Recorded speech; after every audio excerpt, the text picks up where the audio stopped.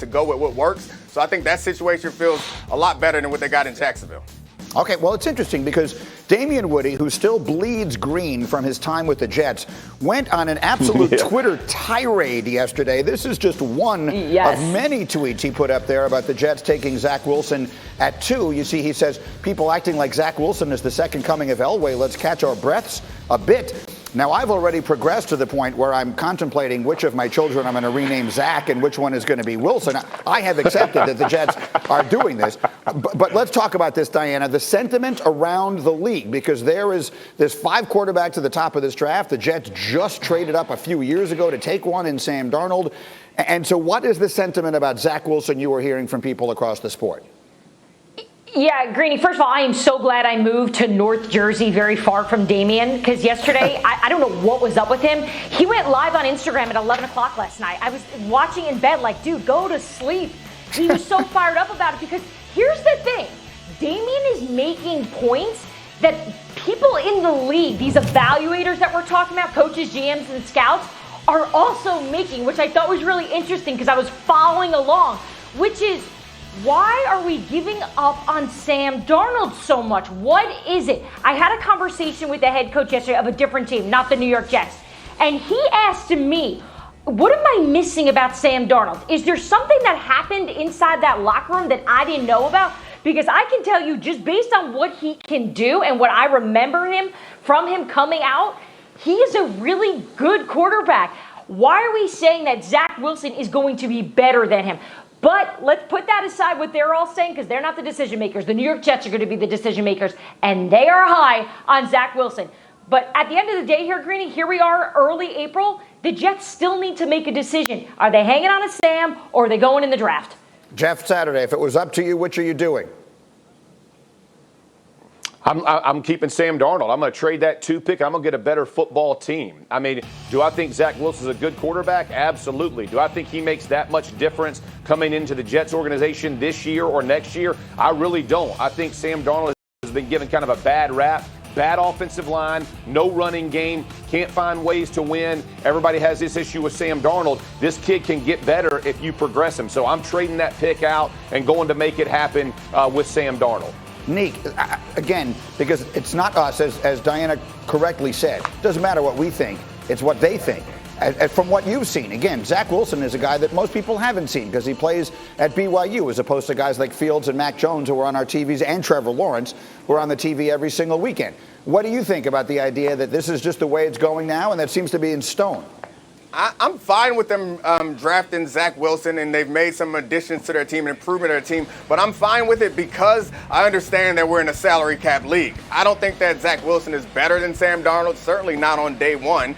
But I do understand that the 5 years of cost certainty at a low price for this quarterback is valuable. I think that they're close enough in skill level that value might be worth going to get him because you're going to have to extend Sam Darnold and pay him starting quarterback money, which does limit your ability to build around him. But that is the argument for Josh Wilson in my mind, is that he is a cheaper and similar type player to Sam Darnold, but much cheaper for the next 5 years. Go ahead, Diana. Just remember, too, every GM is almost identical when it comes to bringing in their own people. Joe Douglas did not draft Sam Darnold. Right. He does not feel attached to that. You know he's going to want to put his own stamp on his own quarterback, and we've talked about this on the show all the time. This is probably the biggest decision for Joe Douglas's career in New York. Okay, but Diana, let me go back to the evaluators because, again, you've got Mac Jones behind him, who just put up the best season in college football history. Justin Fields, who we just talked about, the skill set is off the charts. Trey Lance, let's put him to the side for the moment. The people you talk to, do they believe Zach Wilson is the number 2 quarterback in this class? Yeah, so I'll tell you, I spoke with a GM yesterday who is in the market for a quarterback at the top of this draft. You do the math and figure out who it was. But he said to me, after the first 1 and 2, Trevor Lawrence, Zach Wilson, the rest of the quarterbacks, I'm not too sure of. Those 2 are set. Those are good players. The rest, not too sure. Here we are, early April, not too sure about the rest of these quarterbacks who we are all singing praises to like they're all coming out to be Patrick Mahomes. And it's fascinating, Nick. Well, go ahead. I can't ignore. Why the face, Dominique? Diana, whoever told you that doesn't know what they're talking about because none of them know what they're talking about. Look at the history of the draft. Right. Like, they get it wrong all the time. It is a coin toss. It is about the situation that they're going into. So, like, I understand all these guys, you don't get mentioned near the first round of the draft. You don't get drafted. You don't get to an NFL roster if you aren't an exceptional athlete, an exceptional football player. So all these guys can succeed in the right situation. But I don't think that there's this huge gap like Trevor Lawrence and Wilson. Then everybody else is just, like it's a coin toss. We see it all the time. Nobody was losing any sleep when we drafted Trubisky over Mahomes. The next day, people were like, maybe you should have drafted Watson. But nobody was like, hey, but they blew it on Mahomes. I'm sorry, Greeny. I know this isn't my show. My bad. No. Today it is, and we are rolling with you. We have Mostert, Kittle in that dominant offensive line, and I have to imagine that Kyle Shanahan sees that and gets excited. Imagine Justin Fields on the edge with George Kittle in man coverage against a linebacker. No disrespect to Mac Jones, but he's not scaring people in that way. And to go back to the original point off the top that Diana brought up is the criticism of Justin Fields is about his ability to process. I'm not sure how much processing Mac Jones had to do. When you showed that top 10, there were 3 names in there from Alabama that were not Mac Jones.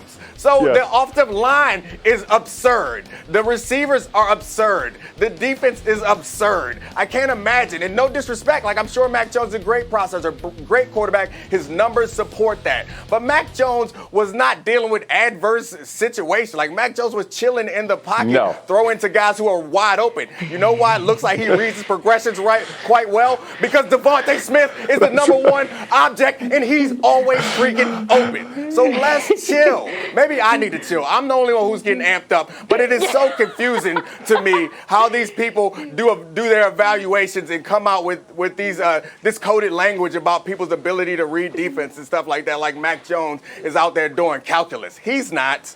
He's throwing to the open guy who's an All-American. I insist you don't chill until after 10 o'clock this morning. Okay, Jeff Saturday, go.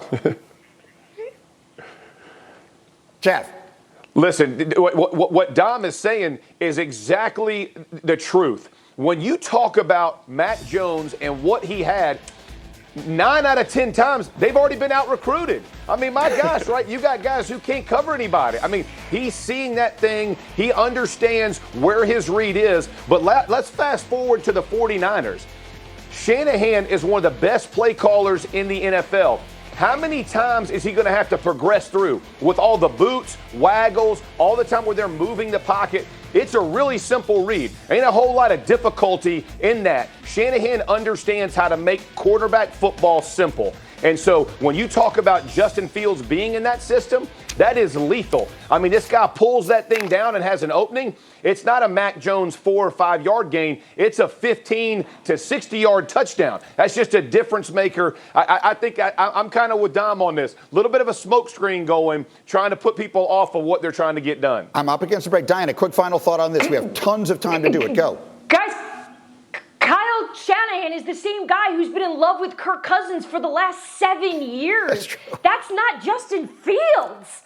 He's gotten smarter. Kyle Shanahan, I like that he's gotten smarter. No, Kyle Shanahan is a great offensive coordinator. It's clear to me that he may not be a great quarterback evaluator. There are 2 different skills. If he's trying to get Kirk Cousins right.